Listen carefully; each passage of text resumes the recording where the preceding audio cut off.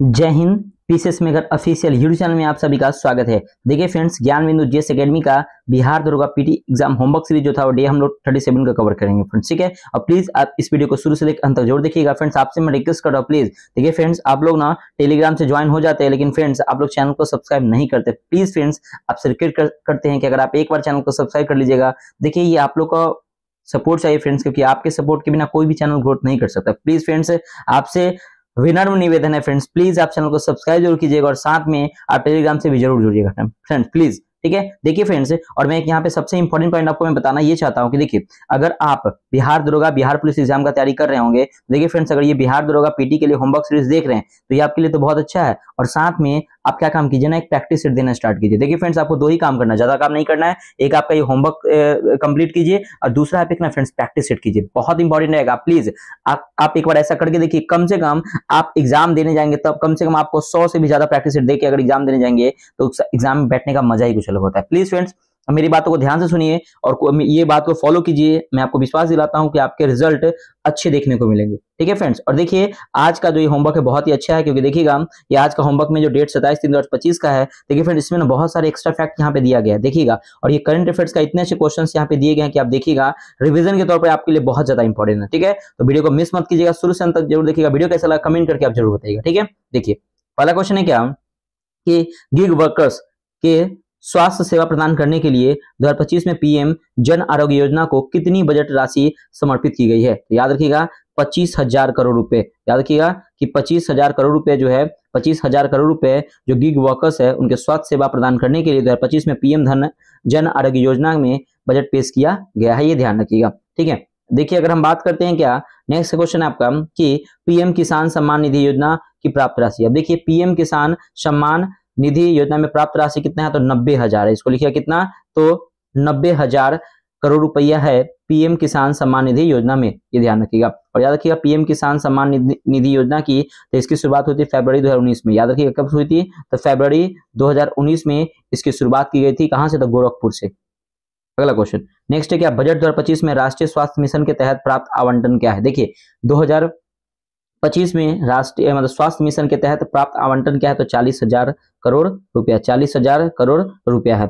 अगला आपका कि बजट 2025 में मनरेगा अधिनियम के लिए आवंटित राशि क्या है। तो देखिए मनरेगा के लिए कितना आवंटित राशि है, तो याद रखिएगा 60,000 करोड़ रुपए। याद रखिए 60,000 करोड़ रुपए ये है, ठीक है। अगर हम बात करते हैं मनरेगा की, तो सुनिएगा ये मनरेगा का जो अधिनियम आया था वो आया था, अधिनियम 2005 में आया था। और ये आया मतलब कि इसको लागू कब किया गया था, 2006 में, ये ध्यान रखिएगा।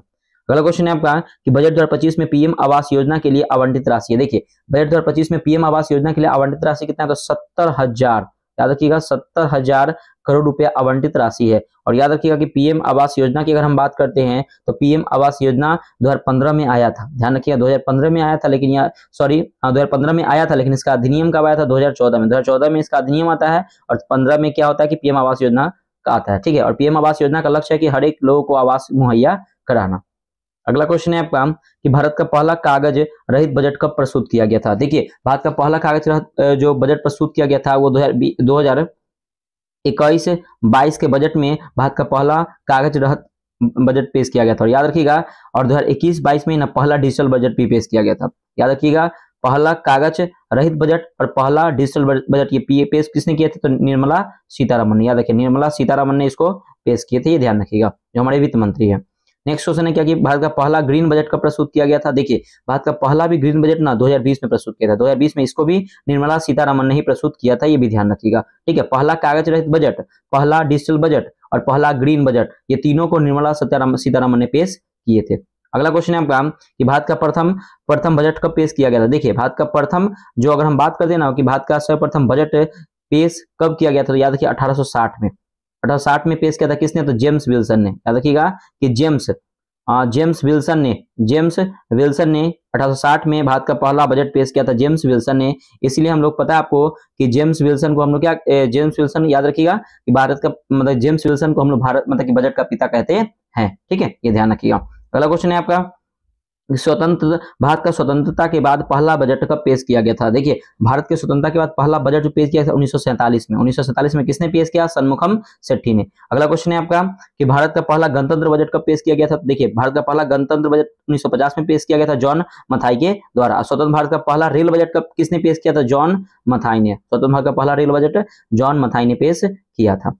अगला क्वेश्चन नेक्स्ट है आपका 3 नंबर की, बजट में लॉन्च किए गए 6 वर्षीय आत्मनिर्भर मिशन का फोकस किन दालों पर था? देखिए, मूंग दाल हो गया, ठीक है, मूंग दाल पे याद रखिएगा, मूंग दाल हो गया, तुअर का दाल हो गया, मूंग दाल हो गया, तुअर दाल हो गया और उड़द दाल पे याद रखिएगा, मूंग दाल, तुअर दाल और उड़द दाल पे क्या किया गया था? फोकस किया गया था।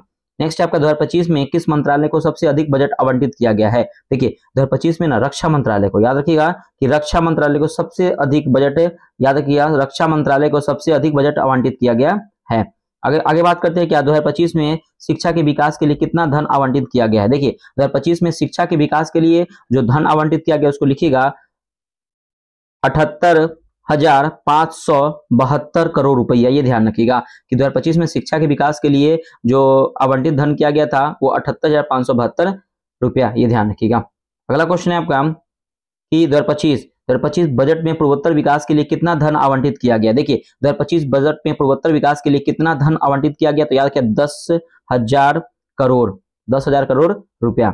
अगला क्वेश्चन है आपका पूर्वोदय योजना किस बजट के दौरान चलाई गई? देखिए, पूर्वोदय योजना जो है ना ये किस बजट के दौरान चलाई गई? तो 2024 के बजट के दौरान। 2024 के बजट के दौरान पूर्वोदय योजना चलाई गई थी। और याद रखिएगा कि पूर्वोत्तर, देखिए वो पूर्वोदय है और ये पूर्वोत्तर योजना में शामिल राज्य कौन से है? देखिए, पूर्वोत्तर योजना में जो आपके शामिल राज्य है वो 5 राज्य शामिल है। पहला बिहार, वेस्ट बंगाल, झारखंड, उड़ीसा और आंध्र प्रदेश। ये ध्यान रखिएगा। अगला क्वेश्चन है आपका नेक्स्ट है 6 नंबर की, बजट 2025 में किस पहल का उद्देश्य ग्रामीण क्षेत्रों डिजिटल बुनियादी ढांचों में सुधार करता है? देखिए बजट 2025 में जो आपके ग्राम डिजिटल योजना, याद रखिएगा ग्राम डिजिटल योजना, ग्राम डिजिटल योजना, सुनिएगा कि ग्राम डिजिटल योजना का उद्देश्य ग्रामीण क्षेत्रों में डिजिटल बुनियादी ढांचे में सुधार करता है। ठीक है, अब देखिए फ्रेंड्स, अगर हम बात करते हैं क्या यहाँ पे डिजिटल रेडियो का लक्ष्य, देखिए डिजिटल रेडियो का जो लक्ष्य रखा गया, देखिए पहले 2025 था, लेकिन इसको बढ़ा के 1 साल और बढ़ा गया 2026 में। तो याद रखिएगा कि 2025 था, इसको बढ़ा के लक्ष्य कब रखा गया? 2026। ये ध्यान रखिएगा। अगला क्वेश्चन है क्या कि पहला डिजिटल बजट कौन सा है? देखिए पहला डिजिटल बजट जो है वो कौन सा है? तो 2021 का, 2021 का पहला डिजिटल बजट है। सुनिए कुछ पॉइंट्स यहाँ पे। अगर हम बात करते हैं क्या भारत जो है एनीमिया मुक्त करने का लक्ष्य कब रखा गया? 2030। सुनिएगा मलेरिया मुक्त रखने का लक्ष्य कब रखा गया? 2030। अगर हम बात करते हैं क्या कि 5 ट्रिलियन इकोनॉमिक रखने का लक्ष्य कब तक रखा गया? 2025। ये ध्यान रखिएगा। ठीक है, अगर हम बात करते हैं क्या कि अर्थव्यवस्था को चौथे पायदान पर लाने का लक्ष्य कब रखा गया? 2030। ये ध्यान रखिएगा। कार्बन नेट कार्बन लक्ष्य 0 कार्बन करने का लक्ष्य कब रखा गया? तो 2070। ठीक है, अगर हम बात करते हैं रेलवे जो है कार्बन मुक्ति रखने का लक्ष्य कब रखा है? 2030। तो कुछ डेटा है, इसको याद रखिएगा, ये एक्स्ट्रा फैक्ट है। ठीक है, चलिए अगला क्वेश्चन है आपका 7 नंबर कि बेहतर कनेक्टिविटी के लिए बजट में कितने रेलवे कॉरिडोर की घोषणा की गई है? देखिए बेहतर कनेक्टिविटी के लिए बजट में कितने रेलवे कॉरिडोर की घोषणा की? 10 कॉरिडोर। याद रखिए 10 रेलवे कॉरिडोर की घोषणा की गई है, याद रखिएगा। अगला क्वेश्चन है आपका भारत का पहला ग्रीन रेलवे किसे घोषित किया गया है? देखिए भारत का पहला ग्रीन रेलवे जो घोषित किया गया ना, रामेश्वर से मदुरई को, याद रखिए रामेश्वरम, याद रखिए रामेश्वरम से मदुरई को, रामेश्वरम से मदुरई को पहला ग्रीन रेलवे घोषित किया गया है। मदुरई इसको लिख लीजिएगा, मदुरई। क्लियर हो गया। अब देखिए अगर हम बात करते हैं यहाँ पे, सुनिएगा थोड़ा सा कुछ पॉइंट। अगर हम बात करते हैं क्या कि ग्रीन रेलवे की, तो याद रखिएगा ग्रीन रेलवे जो बना था ना 2016 में ग्रीन रेलवे बना था। और अगर बात करते हैं रेलवे की, तो पहली रेलवे मतलब कि पहली रेलवे कब आई थी? तो 1853 में। और कहां से कहां तक चली थी? तो याद रखिएगा कि मुंबई से थाने के बीच में चली थी। कितने किलोमीटर? तो 34 किलोमीटर चली थी। ये ध्यान रखिएगा। अगर हम बात करते हैं क्या रेलवे द्वारा कार्बन मुक्ति का लक्ष्य अभी बताया 2030 तक रखा गया। ठीक है, रेलवे द्वारा कार्बन मुक्ति का लक्ष्य कब तक रखा गया? तो 2030 तक। अगला क्वेश्चन देखिएगा कि 100 कम उत्पाद वाले जिले में 1.7 करोड़ किसानों के समर्थन के लिए कौन सी योजना चलाई गई है? देखिए ये जो आपकी चलाई गई पीएम धन धान्य योजना, याद रखिए कौन सी योजना? पीएम धन धान्य योजना, याद रखिए पीएम धन धान्य योजना चलाई गई है। 100 कम उत्पादक वाले जिलों में 1.7 करोड़ किसानों के समर्थन के लिए पीएम धन धान्य योजना चलाई गई है। ये ध्यान रखिएगा। ठीक है, अब देखिए अगर हम बात करते हैं कि यूरिया संयंत्र में, मतलब यूरिया संयंत्र कहाँ स्थापना कहाँ किया जाएगा, तो असम में किया जाएगा, ये ध्यान रखिए, यूरिया संयंत्र। अगला क्वेश्चन है केसीसी, किसान क्रेडिट कार्ड के तहत लोन राशि कितनी की गई है। देखिए किसान क्रेडिट के तहत ना लोन राशि पहले 3 लाख थी, उसको बढ़ाई कितना कर दिया गया, तो 5 लाख कर दिया गया, ये ध्यान रखिए, 3 लाख से बढ़ाई कितना कर दिया गया, 5 लाख। मखाना बोर्ड का स्थापना कहाँ किया जाएगा, तो ये बिहार में किया जाएगा, ये मखाना बोर्ड का स्थापना कहाँ किया जाएगा, बिहार में। अगला क्वेश्चन है आपका कि किस राज्य में ग्रीनफील्ड हवाई अड्डा और पटना हवाई अड्डा का विस्तार किया गया है, तो किस राज्य में, तो बिहार में। बिहार में क्या होगा कि बिहार में जो आपके जयप्रकाश नारायण एयरपोर्ट है उसको क्या किया जाएगा, ग्रीन हवाई अड्डा के रूप में बनाया जाएगा, ठीक है, ये ध्यान रखिएगा। अगला क्वेश्चन है आपका कि संशोधित उड़ान योजना कितने नए गंतव्य से जुड़ेगी। देखिए संशोधित उड़ान योजना जो है ना वो आपके 120 नए गंतव्यों से जुड़ेगी। अब उड़ान का मतलब एक मैं आपको बताया था कि उड़ान का मतलब होता है उड़े देश का आम नागरिक, ठीक है ना, और उड़ान का जो शुरुआत हुआ था ना यू के उत्तराखंड से हुआ था, ये ध्यान रखिए, उत्तराखंड से। अगला क्वेश्चन है क्या 10 नंबर की बजट 2025-26 से में विभिन्न कानूनों में प्रावधानों को गैर अपराधी बनाने संबंधित उद्देश्य किस विधेयक से जुड़ा हुआ है, तो ये जो आपका विधेयक है वो आपका जन विश्वास विधेयक 2.0, याद रखिएगा, जन विश्वास विधेयक, याद रखिएगा, जन विश्वास विधेयक, जन विश्वास विधेयक 2.0, याद रखिएगा।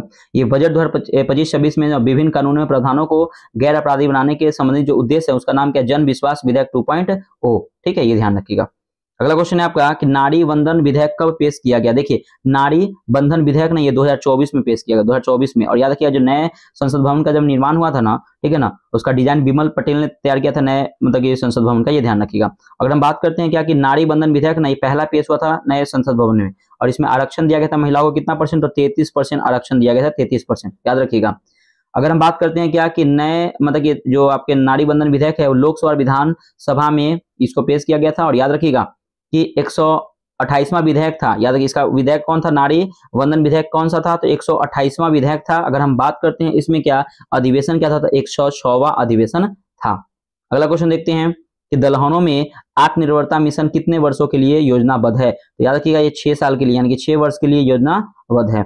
अगला क्वेश्चन आपका 11 नंबर की जल जीवन मिशन को किस वर्ष तक बढ़ाया गया है, तो देखिए जल जीवन मिशन को 2028 तक क्या किया गया, बढ़ाया गया है। अगला क्वेश्चन है आपका कि जल जीवन मिशन के तहत हर घर में टॉप राज्य कौन है। देखिए जल जीवन मिशन के तहत हर घर में टॉप राज्य कौन है, तो गोवा है, टॉप राज्य कौन है, तो गोवा है। अगर हम बात करते हैं क्या कि हर घर जल में टॉप जिला कौन है, तो याद रखिएगा बुरहानपुर, इसको लिखिएगा कि बुरहानपुर जो जिला है वो कहाँ का है, तो याद रखिए मध्य प्रदेश का बुरहानपुर जिला है जो टॉप में है हर घर जल में, ठीक है। अगर हम बात करते हैं कि अगर सौवा जिला कौन है टॉप में, तो याद रखिए सौवा जो जिला है वो कौन है, चंबा, यानी कि चंबा जिला है जो आपके हिमाचल प्रदेश का, ये ध्यान रखिएगा, ठीक है। आपको पता है कि एक छाता परियोजना है जो उड़ीसा में शुरू किया गया था, और याद रखिए एक जल जीवन मिशन योजना की, तो देखिए इसकी शुरुआत ना 15 अगस्त 2019 को हुई थी, कहां से, तो लाल किले से नरेंद्र मोदी ने इसकी शुरुआत की थी, ये ध्यान रखिएगा।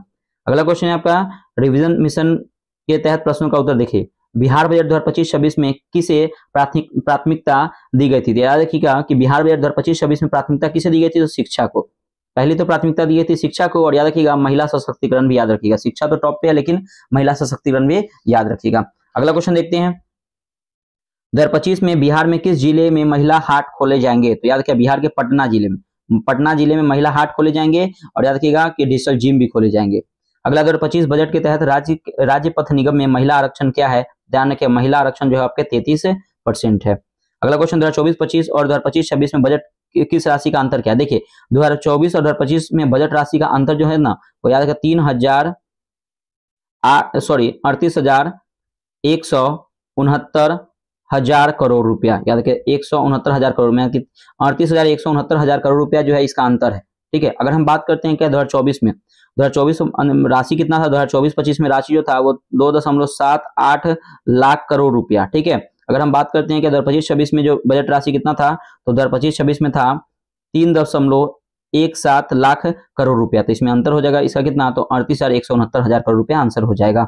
अगला क्वेश्चन देखते हैं, देखिए रिवीजन बहुत आज का जो होमवर्क सीरीज है ना ये बहुत इंपॉर्टेंट है आपके आने वाले एग्जाम में, फ्यूचर एग्जाम, बिहार दरोगा, बिहार पुलिस, बिहार एसएससी, यहाँ तक कि बीपीएससी एग्जाम पीटी के लिए बहुत ज्यादा इंपॉर्टेंट है। प्लीज आप पीसीएस मेरे चैनल से जुड़ जाइए फ्रेंड्स, प्लीज चैनल को सब्सक्राइब कीजिएगा। देखिए मैं आपको बीच में कभी भी डिस्टर्ब नहीं करता हूँ, आप देखिएगा वीडियो, मैं आपको सोचता हूँ कि मैं आपको शुरू से लेकर अंत तक पढ़ा दूं, लेकिन फ्रेंड्स आपसे बस इतना ही रिक्वेस्ट करता हूँ कि आप बस चैनल को सब्सक्राइब जरूर कीजिएगा, वीडियो को लाइक जरूर कीजिएगा फ्रेंड्स। बस हम आपसे ये रिक्वेस्ट कर रहे हैं, प्लीज फ्रेंड्स आप सपोर्ट जरूर कीजिएगा, क्योंकि आपका सपोर्ट बहुत जरूरी है इस चैनल को ग्रोथ करने में। तो प्लीज कोई भी छोटा चैनल होता है जिसमें आप ही लोग ग्रोथ करके उसको बड़ा बना सकते हो, प्लीज फ्रेंड्स आपसे रिक्वेस्ट कर रहे हैं कि आप चैनल को जरूर सब्सक्राइब कीजिएगा। आप टेलीग्राम से जुड़ जाते हैं लेकिन चैनल को सब्सक्राइब नहीं करते हैं। आप प्लीज, अगर आपके लिए मैं अगर 1% भी मेहनत कर रहा होगा ना तो फ्रेंड प्लीज आप चैनल को सब्सक्राइब जरूर कीजिएगा। इतना रिक्वेस्ट कर रहे हैं तो आप कर ही सकते हैं प्लीज, ठीक है, ये ध्यान रखिएगा।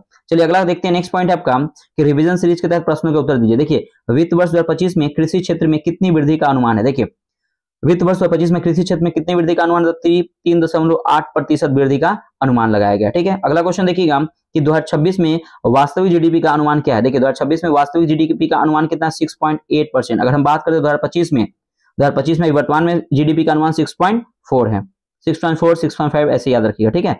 दूरसंचार और सेवा क्षेत्रों में भारत का स्थान क्या है, तो दूसरा यानी कि सेकंड स्थान है। मोबाइल उत्पादन में भी दूसरा स्थान है भारत का, ठीक है।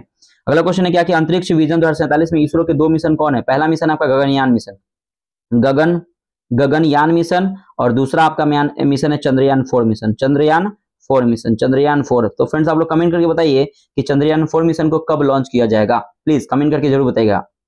अगला क्वेश्चन है आपका कि 2025 में खाद्य दृष्टिकोण से किस योजना में मौलिक बदलाव किया गया है। तो याद रखिएगा पीएम गरीब कल्याण अन्न योजना, पीएम गरीब कल्याण अन्न योजना, पीएम गरीब कल्याण अन्न योजना, ये 5 साल के लिए और बढ़ा दिया गया है, ये ध्यान रखिएगा। अगला क्वेश्चन है क्या कि जल जीवन मिशन के तहत कितने परिवारों को नल जल आपूर्ति सेवा मिली है। तो याद रखिएगा कितने, तो देखिए जल जीवन मिशन के तहत कितने परिवारों को नल जल आपूर्ति सेवा मिली है। तो याद रखिए 12 करोड़ परिवारों को, 12 करोड़ परिवारों को ये दिया गया है, 12 करोड़ परिवारों को। अगला क्वेश्चन देखिए रिवीजन सीरीज, देखिए 50,000 अटल टिंकरिंग लैब स्थापित करने का लक्ष्य कब तक रखा गया है। देखिए 50,000 अगर हम बात करते हैं क्या कि ये 2030 तक लक्ष्य रखा गया, 2030 तक 50,000 अटल टिंकरिंग लैब स्थापित करने का लक्ष्य रखा गया, ये सरकारी स्कूलों में किया जाएगा, ठीक है, ये ध्यान रखिएगा।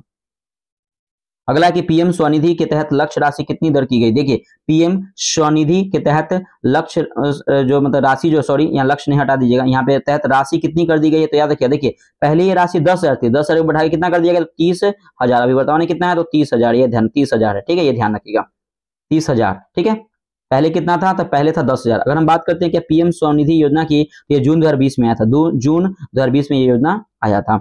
अगला आपका पूर्वोत्तर विकास योजना कब शुरू की गई। देखिए पूर्वोत्तर विकास योजना ये शुरू की 2024 में। नेक्स्ट देखते हैं कि पीएम किसान योजना के लिए बजट 2025 में आवंटित राशि क्या है। तो आवंटित राशि जो है वो आपके 90,000 करोड़ रुपया है, याद रखिएगा।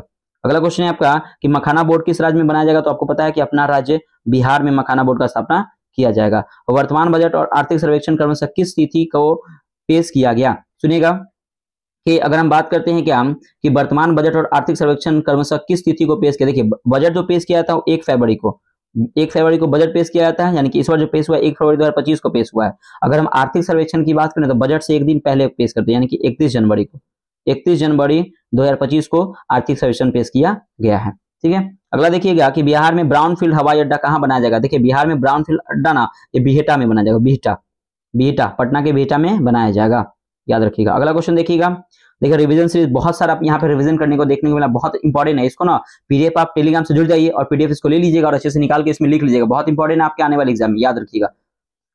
रिवीजन सीरीज देखिएगा कि बजट 2025-26 में विकास के कितने इंजन बताए गए हैं। देखिए 4 इंजन विकास के बताए गए हैं। पीएम धन धान्य योजना में कितने किसान लाभान्वित होंगे। तो 1.7 करोड़ किसान क्या हो जाएंगे, लाभान्वित होंगे। केसीसी की लोन राशि 3 लाख से बढ़ाकर कितना कर दिया गया। देखिए 3 लाख से बढ़ाकर कितना कर दिया गया, तो 5 लाख कर दिया गया, 5 लाख, ये भी इंपॉर्टेंट है। अगला क्वेश्चन है क्या कि राष्ट्रीय विनिर्माण मिशन की शुरुआत कब हुई थी। देखिए राष्ट्रीय विनिर्माण मिशन की शुरुआत हुई थी 2025 में हुई थी। और गिग श्रमिकों की देखभाल के लिए किस योजना के तहत किया गया था। तो याद रखिएगा ये जन आरोग्य योजना, याद रखिए जन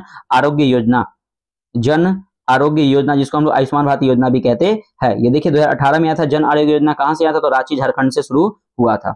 अगला क्वेश्चन देखते हैं, नेक्स्ट क्वेश्चन देखिएगा कि एमएसएमई के तहत गारंटी ऋण को 5 करोड़ से बढ़ाकर कितना कर दिया गया। तो 5 करोड़ से बढ़ाकर 10 करोड़ कर दिया गया। कितना कर दिया गया, तो 10 करोड़ कर दिया है। अगला क्वेश्चन है कि पांडुलिपि के संरक्षण के लिए किस मिशन की शुरुआत की गई है। याद रखिएगा ज्ञान भारत मिशन या भारत ज्ञान मिशन, ध्यान रखिएगा। तो इसको ज्ञान भारत मिशन की शुरुआत की गई है।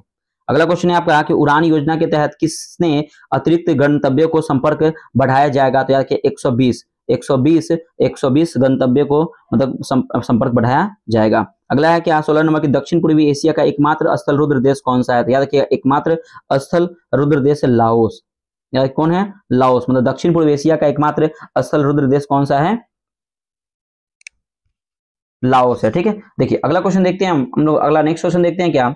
एक क्वेश्चन याद रखिएगा, विश्व का सबसे बड़ा स्थल रुद्र देश कौन है, तो कजाकिस्तान, लिख लीजिएगा, बहुत इंपॉर्टेंट है। विश्व का सबसे बड़ा स्थल रुद्र देश कौन है, तो कजाकिस्तान, कजाकिस्तान, कजाकिस्तान देश है। ठीक है, चलिए अगला क्वेश्चन है आपका कि अकबर ने मेवाड़ को अपने अधीन करने के लिए किस किले पर आक्रमण किया था, याद रखिएगा चित्तौड़ का किला, लिखिएगा इसको, चित्तौड़ का किला, चित्तौड़, याद रखिएगा कि चित्तौड़ के किला पर क्या हुआ था कि अकबर ने मेवाड़ को अपने अधीन करने के लिए चित्तौड़ के किला पर क्या किया था, आक्रमण किया था। और याद रखिएगा कि आक्रमण कब किया था, तो 1567 ईस्वी में। याद रखिएगा चित्तौड़ किला पर आक्रमण कब किया था, तो 1567 ईस्वी में आक्रमण किया था। और ध्यान रखिएगा 1567 में आक्रमण किया, लेकिन अधिकार कब किया, तो 1568 में क्या कर लिया, इस पे अधिकार कर लिया, ये ध्यान रखिएगा। ठीक है, अब देखिए अकबर की बात करते हैं तो सुनिएगा ध्यान से। अकबर क्या हुआ था कि 13 वर्ष की उम्र में राजा बना था, 13 वर्ष की उम्र में क्या हुआ था कि राजा बना था, 13 वर्ष का, याद रखिएगा। अब अगर बात करते हैं अकबर से, तो याद रखिएगा अकबर युद्ध हुआ था 1556 में, 1556 में पानीपत का दूसरा युद्ध हुआ था, अकबर हेमू के बीच में हुआ था, जिसमें क्या होता है अकबर जीत जाता है और हेमू हार जाता है। ठीक है, और पानीपत का प्रथम युद्ध हुआ था 1526 में, ये ध्यान रखिए। ठीक है, सॉरी, ये ठीक है, ध्यान रखिएगा।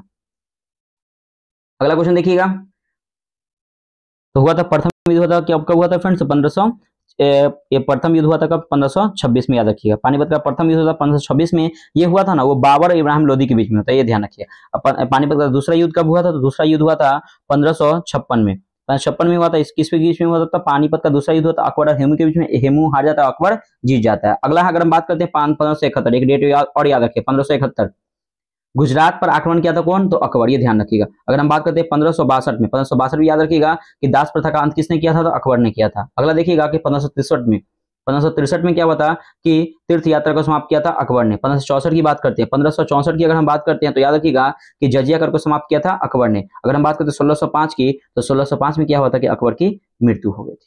ठीक है, तो ये ध्यान रखिए अकबर के बारे में इतने कुछ पॉइंट्स को, ठीक है, याद रखिएगा। अगर हम बात करते हैं कि अकबर पानीपत का तीसरा युद्ध का था 1761 में, ये भी याद रखिएगा, पानीपत का तीसरा युद्ध कब हुआ था, 1761 में। अगला क्वेश्चन है आपका कि पटाखों से निकलने वाले हरे रंग, लाल रंग और पीला रंग क्रमशः किस कारण उत्पन्न होते हैं। देखिए अगर हम बात करते हैं पटाखे में जो आपके हरे रंग जो होते हैं ना, हरे रंग यानी कि हरे रंग होते हैं किसके कारण होते हैं, तो बेरियम नाइट्रेट, लिखिएगा इसको, बेरियम नाइट्रेट, वेरियम नाइट्रेट के कारण, वेरियम नाइट्रेट के कारण हरे, मतलब कि पटाखे में हरे रंग होते हैं। लाल रंग की बात करते हैं तो लाल होता है स्ट्रोंसियम के कारण, स्ट्रोंसियम के कारण लाल रंग होते हैं। अगर हम बात करते हैं क्या कि पटाखे में पीला रंग किसके कारण होता है, सोडियम नाइट्रेट के कारण क्या होता है कि पटाखे में पीला रंग होते हैं, ये भी ध्यान रखिएगा।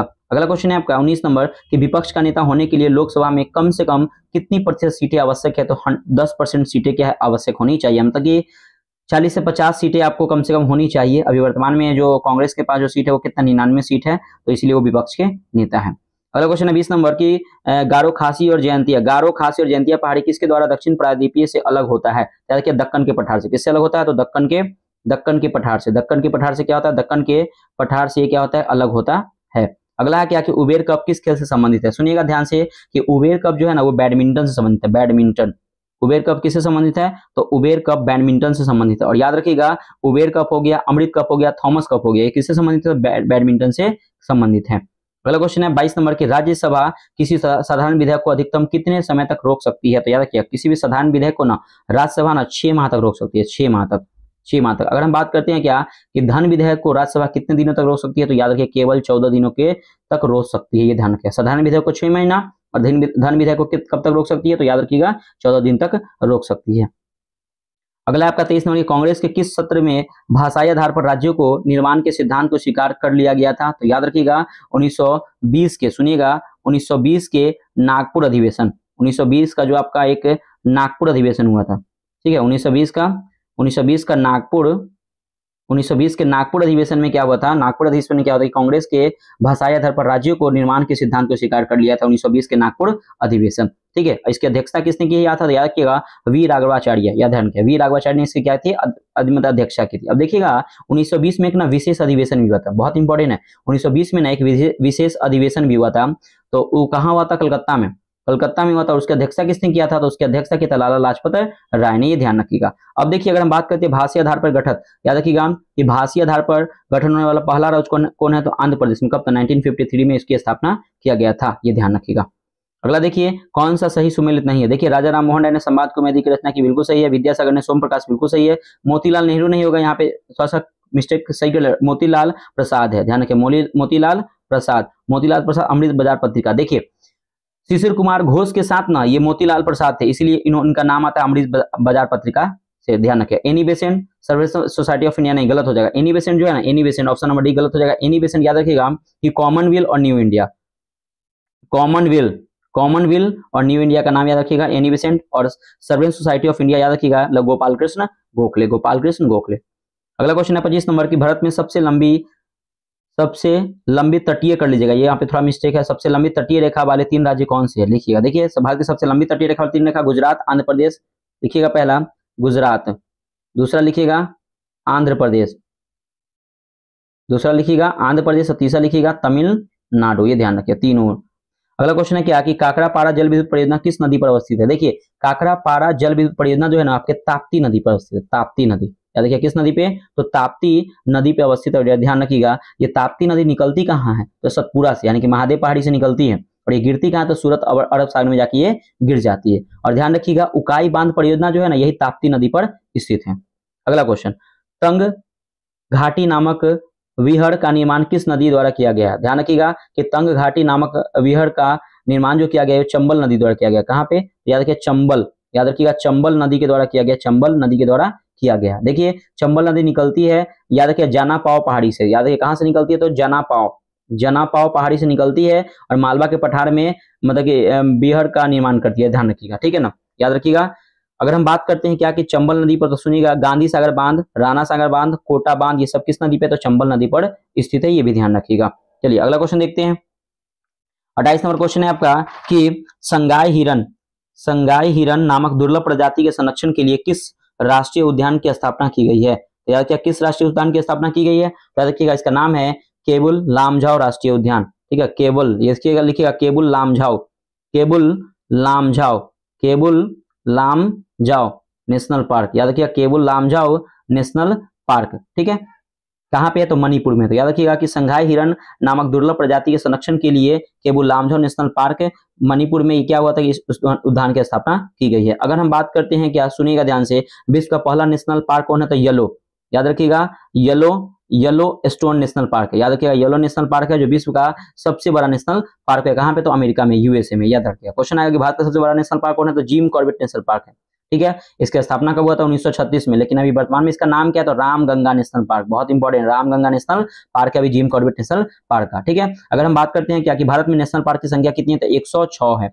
अगर पूछिएगा कि 106वां नेशनल पार्क कौन है, तो याद रखिएगा 106वां जो नेशनल पार्क है वो कौन सा है? तो रायमोना नेशनल पार्क, बहुत इंपॉर्टेंट, रायमोना नेशनल पार्क है। और ये कहाँ पे है? तो असम में है, ठीक है। अब क्वेश्चन आएगा क्या कि भारत का सबसे बड़ा नेशनल पार्क कौन है? तो हेमिस नेशनल पार्क है, हेमिस। याद रखिएगा कौन है? तो हेमिस नेशनल पार्क है। कहाँ पे है? तो लद्दाख में स्थित है। अब क्वेश्चन ये पूछ सकता है कि भारत का सबसे छोटा नेशनल पार्क कौन है? तो साउथ बटन नेशनल पार्क। लिखिएगा इसको, साउथ बटन नेशनल पार्क, ये कहाँ पे है? तो ये आपके अंडमान निकोबार द्वीप समूह में स्थित है।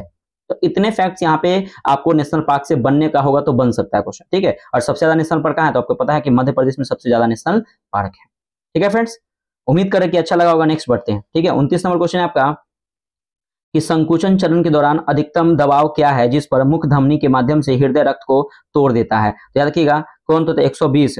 रक्तचाप कितना होता है? 120/180 के तहत हृदय रक्त को क्या करता है? तोड़ देता है। 80 को हम लोग बोलते हैं डायस्टोलिक और 120 को बोलते हैं सिस्टोलिक, ये ध्यान रखिएगा। अब देखिए अगर हम बात करते हैं दायां रक्त जो है ना, रक्त, ये जो हमारा रक्त है वो क्या काम करता है? दायां आलिन से रक्त प्रवेश करता है और निकलता है बायां नीले से, ये ध्यान रखिएगा।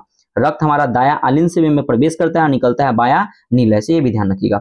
अगला क्वेश्चन देखिएगा कि गुणसूत्र के कितने युग्मों को ऑटोसोम कहा जाता है जो पुरुष और महिला दोनों में एक समान होते हैं? तो देखिए 22 जोड़ी जो होते हैं ना, 22 जोड़ी गुणसूत्र को ना ऑटोसोम कहा जाता है और ये पुरुष और महिला में एक समान होते हैं। इसका राइट आंसर हो जाएगा 22 जोड़ी। लेकिन मैं एक्स्ट्रा यहाँ पे बता रहा हूँ, एक जोड़ी की बात करते हैं। एक 23 जोड़ी होता है, 23 जोड़ी यानी कि एक जोड़ी होता है जिसमें क्या होता है ना, मेल में अलग होते हैं, फीमेल में अलग होते हैं। मेल में होते हैं XY और फीमेल में क्या होते हैं? XX होते हैं। याद रखिएगा एक जोड़ी गुणसूत्र को ना हम लोग ना आलोसोम कहते हैं। क्या कहते हैं? आलोसोम। क्या कहेंगे? आलोसोम कहते हैं। ऑटोसोम किसको कहते हैं? तो बाह्यजोड़ी गुणसूत्र को। ठीक है, चलिए अगला क्वेश्चन है आपका 31 नंबर के लिंग गुण सूत्रों में असमानताओं के कारण कौन से दो विकार उत्पन्न होते हैं? देखिए, एक होता है आपका कौन से विकार उत्पन्न होते हैं, तो याद रखिए, एक होता है टर्नस सिंड्रोम, इसको लिखिएगा टर्नस सिंड्रोम।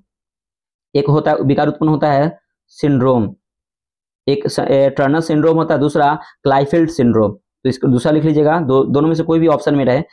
क्लाइफेल्ड सिंड्रोम, ये ध्यान रखिएगा। ठीक है, अगला क्वेश्चन देखते हैं। 32 नंबर की डीएनए की लंबाई आमतौर पर किसके द्वारा निर्धारित की जाती है? देखिए, डीएनए की लंबाई जो निर्धारण किया जाते हैं न्यूक्लियोटाइड के, याद रखिए न्यूक्लियोटाइड, इसको लिखिएगा न्यूक्लियोटाइड हो जाएगा, याद रखिएगा न्यूक्लियोटाइड। याद रखिएगा डीएनए की लंबाई आमतौर पर न्यूक्लियोटाइड के निर्धारण के लिए किया जाता है। डीएनए की बात करते हैं, इसका फुल फॉर्म होता है डीऑक्सीराइबोन्यूक्लिक एसिड होता है। और याद रखिएगा डीएनए की संरचना किसने दिया? डीएनए की संरचना जो है ना, वो डबल हेलिकस यानी कि द्विखंडित है। और डबल हेलिकस संरचना किसने दिया? वाटसन एवं क्रिक ने यह संरचना दिया था। डबल हेलिकस किसने दिया था? वाटसन एवं क्रिक ने। लेकिन याद रखिएगा क्वेश्चन आता है कि डीएनए का खोज किसने किया था? तो डीएनए का खोज किया था फ्रेडरिक मिशर ने। याद रखिएगा किसने? तो फ्रेडरिक मिशर ने डीएनए और आरएनए दोनों का खोज किया था। याद रखिए, फ्रेडरिक मिशर ने डीएनए और आरएनए का खोज किया था। अगला क्वेश्चन नेक्स्ट है आपका कि किसी डीएनए तथा आरएनए पर अनुवांशिक जानकारी की प्रतिलिपि बनाने की प्रक्रिया को क्या कहते हैं? तो याद रखिएगा, इस प्रक्रिया बनाने की प्रक्रिया को अनुलेखन कहते हैं। क्या कहते हैं? तो अनुलेखन। याद रखिए, क्या कहते हैं? तो अनुलेखन कहते हैं। अगर हम आरएनए की बात करें, डीएनए तो देख लिया, आरएनए देखते हैं। आरएनए की बात करें तो आरएनए का फुल फॉर्म होता है राइबोन्यूक्लिक एसिड। याद रखिएगा, और इसकी खोज किसने किया था? फ्रेडरिक मिशर ने। और आरएनए की बात करें, 3 प्रकार के होते हैं, एमआरएनए, टीआरएनए और आरएनए। एमआरएनए का काम होता है सूचना को प्रदान करना, टीआरएनए का काम करता है ट्रांसफर करना, और आरआरएनए का काम होता है प्रोटीन का निर्माण करना। ये ध्यान रखिएगा। ठीक है, अगला क्वेश्चन देखते हैं 34 नंबर की, किसके द्वारा दिया गया विकास का सिद्धांत हमें दिखाता है कि कैसे जीवन सरल से जटिल रूप में विकसित हुआ है? तो ये डार्विन ने बताया। किसने बताया? तो डार्विन। याद रखिएगा, डार्विन ने ये बताया है कि सिद्धांत में हमें दिखाता है कि कैसे जीवन सरल से जटिल रूप में विकसित हुआ है। आपको पता है कि द ओरिजिन ऑफ स्पीसीज किसकी पुस्तक है? तो डार्विन की। द ओरिजिन ऑफ स्पीसीज बहुत इंपॉर्टेंट पुस्तक है, ये डार्विन की पुस्तक है, the origin of species.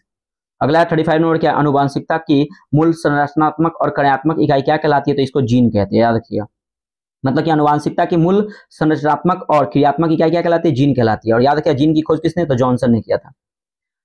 36 number की, मेंडल की अनुवांशिक के प्रयोग के लिए मटर के कितने जोड़ी लक्षणों का प्रयोग के लिए चुना गया था? तो 7 जोड़ी। याद रखिएगा, 7 जोड़ी। सुनिएगा कि 7 जोड़ी यानी कि 14 प्रयोग किए गए थे। अगला क्वेश्चन है आपका 37 नंबर की, कौन सा वायु प्रदूषक ऑक्सीजन की अपेक्षा अधिक शीघ्रता से हीमोग्लोबिन में घुल जाती है? याद रखिए, CO यानी कि जिसको बोलते हैं कार्बन मोनोऑक्साइड। कार्बन मोनोऑक्साइड को हम लोग साइलेंट किलर गैस कहते हैं, दम घोटू गैस भी कहते हैं इसको।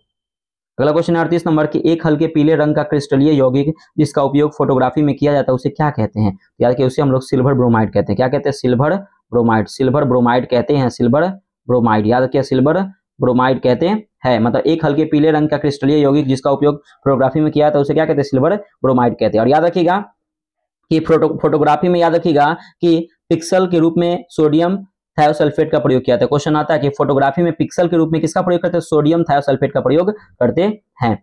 अगला क्वेश्चन 39 नंबर की, प्रयोगशाला में अभिकर्मक के रूप में तथा साबुन अपमार्जक आदि में किसका प्रयोग किया जाता है? याद रखिए, NaOH, इसको बोलते हैं सोडियम हाइड्रोक्साइड का प्रयोग किया जाता है। मतलब क्या? प्रयोगशाला में अभिकर्मक के रूप में तथा साबुन अपमार्जक आदि के रूप में NaOH यानी कि सोडियम हाइड्रोक्साइड का प्रयोग किया जाता है।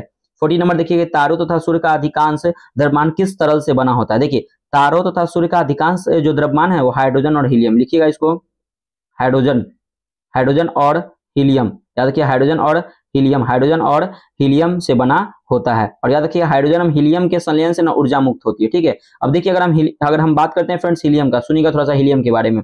अगर हम बात करते हैं हीलियम का, तो यहाँ पे 2-3 पॉइंट आप याद रखिएगा कि हीलियम, आपको पता है कि वायुयान में जो टायर में जो गैस बढ़ जाते हैं ना, यही हीलियम गैस का प्रयोग किया था। ये हीलियम एक हल्की गैस होती है। ठीक है, अगर हम बात करते हैं, क्या क्वेश्चन आता है कि जब कोई गोतेखोर जो होते हैं वो जब पानी के गहराई में जाते हैं तो किस गैस का प्रयोग करते हैं? तो ऑक्सीजन के साथ ना हीलियम गैस को मिला के ले जाते हैं, पहला क्वेश्चन। दूसरा क्वेश्चन ये आता है कि जब कोई गोतेखार जो कम मतलब पानी के कम दूरी में अगर जाते हैं ना, तो वहां में मतलब कि ऑक्सीजन के साथ ना नाइट्रोजन गैस का प्रयोग करते हैं। ये बहुत इंपॉर्टेंट है। ठीक है। ऑक्सीजन के साथ किस गैस का प्रयोग करते हैं? नाइट्रोजन। जब कम दूरी के लिए नीचे जाते हैं तो ऑक्सीजन के साथ नाइट्रोजन, अब ज्यादा गहराई में जाते हैं तो ऑक्सीजन के साथ हीलियम का प्रयोग करते हैं। जब कोई वेंटिलेटर में रहता है, जब आईसीयू में, सुनिएगा ध्यान से, जब आईसीयू में कोई वेंटिलेटर में जब कोई अगर मरीज रहता है, पेशेंट रहता है, तो वहां पे उसको सांस लेने में दिक्कत होती है, तो उसमें भी क्या होता है कि ऑक्सीजन के साथ हीलियम गैस को मिला के दिया जाता है। तो इतना फैक्ट्स आप याद रखिएगा, ठीक है ना। अगर हम बात करते हैं कि हमारा जो संविधान है, संविधान कहने का मतलब क्या आपको पता है कि संविधान जो हमारा जो संविधान की जो पुस्तक है उसको भी किस गैस में रखा गया? तो हीलियम गैस में रखा गया सुरक्षित के लिए, ये ध्यान रखिएगा, ठीक है। तो इतना पॉइंट्स आप लोग याद रखिएगा।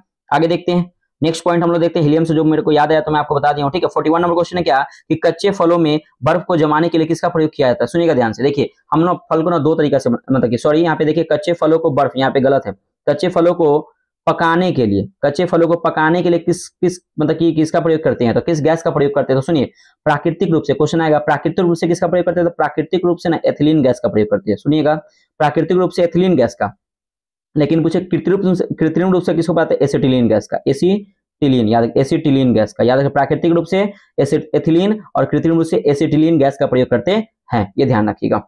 चलिए अगला क्वेश्चन है आपका कि 42 नंबर, किस गैस का ताप कम करने पर यह शुष्क ठोस में परिवर्तित हो जाता है तथा शुष्क बर्फ कहा जाता है? तो याद रखिए कार्बन डाइऑक्साइड, इसको बोलते हैं CO2, कार्बन डाइऑक्साइड कहते हैं। मतलब क्या कि शुष्क ठोस में परिवर्तित हो जाती है, जिसे क्या कहते हैं? शुष्क कार्बन डाइऑक्साइड कहते हैं, CO2 कहते हैं, याद रखिएगा।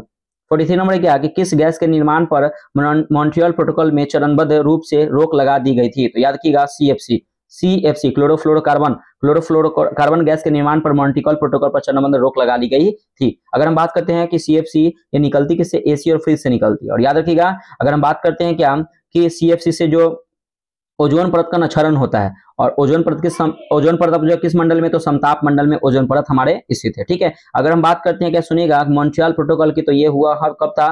तो 16 सितंबर 1987 को मॉन्ट्रियल प्रोटोकॉल हुआ था, ठीक है ना। इसीलिए हम लोग 16 सितंबर को ओजोन दिवस के रूप में मनाते हैं। अगला क्वेश्चन देखिएगा 44 नंबर, CNG एक हाइड्रोकार्बन का मिश्रण है, इसमें कितने प्रतिशत मीथेन का प्रयोग किया जाता है? तो याद रखिए इसमें ना मीथेन का 80%, 79% और 81% भी रहता है, लेकिन याद रखिए 80% आप लोग याद रखिएगा, ठीक है ना। 80%, 79% भी होता है, यानी कि 80% याद रखिए। अगला क्वेश्चन देखते हैं क्या, जल में ऑक्सीजन की कितनी प्रतिशत मात्रा उपस्थित होती है? तो याद रखिएगा 88% से लेके 90% तक क्या होता है कि जल में ऑक्सीजन की मात्रा उपस्थित होती है। देखिए अगर हम बात करते हैं मानव शरीर में ऑक्सीजन की प्रेजेंटेशन कितनी होती है? तो 65%, 65% होती है मानव शरीर में, ध्यान रखिएगा। ऑक्सीजन की मात्रा वायुमंडल में कितना होता है? तो 20.95%, अगर 20.9 है तो 21 आप टिक कर दीजिएगा, ठीक है, ये ध्यान रखिएगा। अगला 46 नंबर की, भारत के संविधान में पंचवर्षीय परिभाषा की अवधारणा डैश से ली गई है? तो ये आपके ना रूस से ली गई, रूस, याद रखिए कहां से ली गई है? तो रूस से भारत के संविधान पंचवर्षीय परिभाषा ली गई है। अगला 47 नंबर की, भारत के किस पंचवर्षीय योजना के दौरान मिश्रित अर्थव्यवस्था को संयोजित किया गया? किस पंचवर्षीय योजना? तो याद रखिए दूसरी पंचवर्षीय योजना।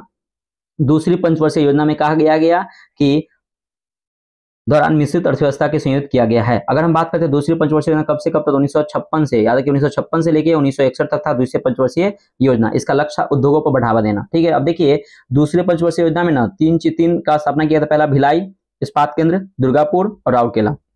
भिलाई इस्पात केंद्र की स्थापना छत्तीसगढ़ में किया गया, ठीक है। दुर्गापुर इस्पात केंद्र का स्थापना वेस्ट बंगाल में किया गया, और राउरकेला इस्पात संयंत्र की स्थापना उड़ीसा में किया गया, ये ध्यान रखिएगा, ठीक है। अगर हम बात करते हैं भिलाई इस्पात संयंत्र की स्थापना जो किया गया 1955 में, किसके? तो रूस के सहयोग से, सोवियत संघ के सहयोग से। अगर बात करते हैं राउरकेला इस्पात संयंत्र की स्थापना किया गया 1955 में, जर्मनी के सहयोग से। अगर बात करते हैं दुर्गापुर इस्पात संयंत्र की स्थापना किया गया 1950 में, ब्रिटेन के सहयोग से, ये ध्यान रखिएगा। तो ये तीनों को दूसरी पंचवर्षीय योजना में किया गया था। एक और याद रखिएगा, तीसरी पंचवर्षीय योजना में एक को किया गया था, इसका नाम है बोकारो संयंत्र इस्पात, याद रखिएगा।